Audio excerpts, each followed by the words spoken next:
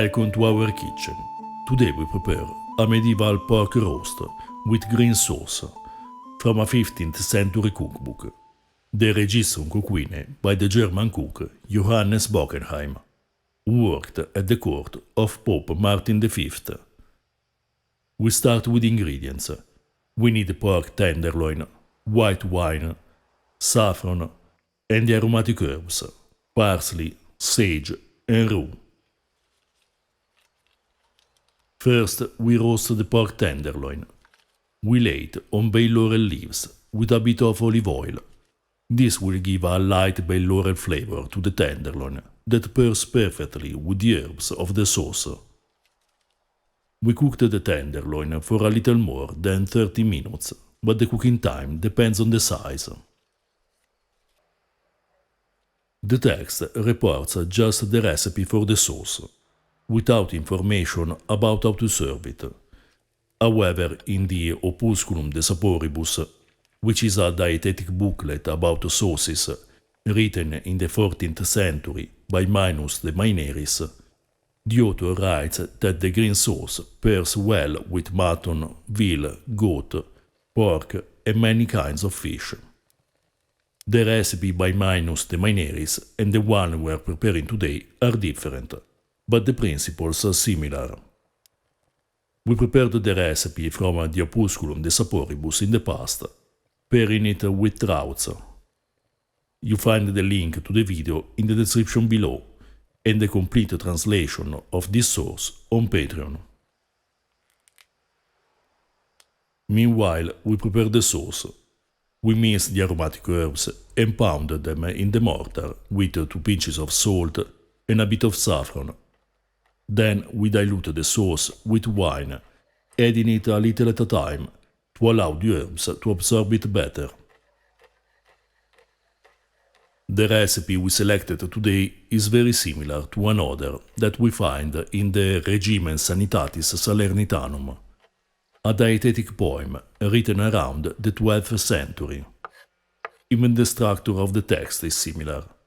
In the Regimen Sanitatis, the recommended ingredients are sage, salt, wine, pepper, garlic, and parsley, whereas the Registrum Coquine suggests sage, salt, wine, saffron, rue, and parsley. Essentially, the only differences are a spice, pepper or saffron, and the alternate use of rue or garlic. If you don't have a rue, you can use arugula instead or another aromatic herb. In any case, the most important ingredient for this sauce is sage, considered in the Regimen Sanitatis a herb particularly healthy, at such a point that the anonymous author wonders how could die someone who grows sage in their garden.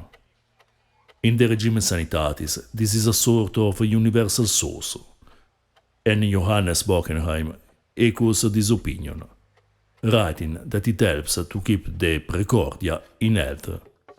The term precordia refers generically to the bowels and organs. This green sauce is part of a beautiful 15th century cookbook, written in Latin entitled Registrum Coquine.